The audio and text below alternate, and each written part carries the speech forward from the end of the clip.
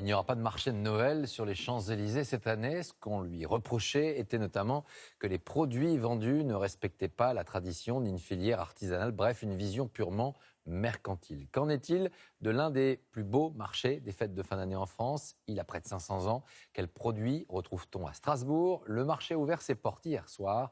Nous y étions, Florence Mavic, Emmanuel Deschler et Marine Zambrano. Sur le marché de Noël, Mireille Auster est connue comme le loup blanc. Tenez, goûtez. Depuis 1933, sa famille tient un stand de pain d'épices artisanal. Les gens viennent ici pour acheter du rêve. Ils viennent se replonger dans une enfance, dans un milieu de plaisir, de famille. Derrière la magie de Noël se cache un enjeu de taille pour la ville. 250 millions d'euros de retombées économiques sont attendus. Pour les élus, cultiver la tradition dans les règles de l'art garantirait la pérennité de ce rendez-vous. Un marché de Noël qui perd cette tradition, il meurt. On l'a vu avec le marché de Noël des Champs-Élysées. C'est justement parce qu'il était devenu un contre-exemple où on trouvait les t-shirts du Hard Rock Café, où on trouvait les coques à iPhone. Et finalement, à un moment donné, ce n'est plus un marché de Noël, c'est une foire. Ici, c'est la mairie qui a la main sur le marché et ses 300 commerçants. Ces derniers sont choisis sur dossier. Beaucoup sont des habitués. S'ajoute la location du chalet, 3 000 € pour un mois. Une charte des bonnes pratiques a été établie. Exemple.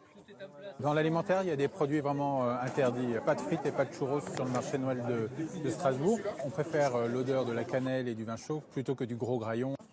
La municipalité encourage les produits 100% locaux. Mais faute d'un nombre suffisant d'artisans, elle accueille également les forains. Certains n'en font pas mystère. Leurs articles sont bien éloignés du savoir-faire alsacien, comme ces bonnets vendus 5 €. Tous les bonnets, c'est fabrication en Chine. Alors si c'était fabrication française, donc ça serait de quel ordre de prix? Je pense qu'on devrait mettre des prix entre 15-20 € le bonnet. Premier prix. Vu la conjoncture actuelle, les gens ne pourraient pas se le permettre. Autre incontournable du marché de Noël, le vin chaud. On trouve aussi cette version avec du jus de pomme. Il faut que ça chauffe, là, c'est le début. Une recette inventée par Claude Kupferschläger. Selon ce producteur local, certains concurrents seraient peu regardants sur les ingrédients employés. Il y en a qui le font avec du jus de pomme en brique qu'on achète au supermarché ou en gros. Et voilà, ils mélangent plein d'épices dedans. Ils rajoutent des fois du citron, des oranges. C'est pour cacher un goût acide du jus de pomme. Ils rajoutent même du sucre, certains.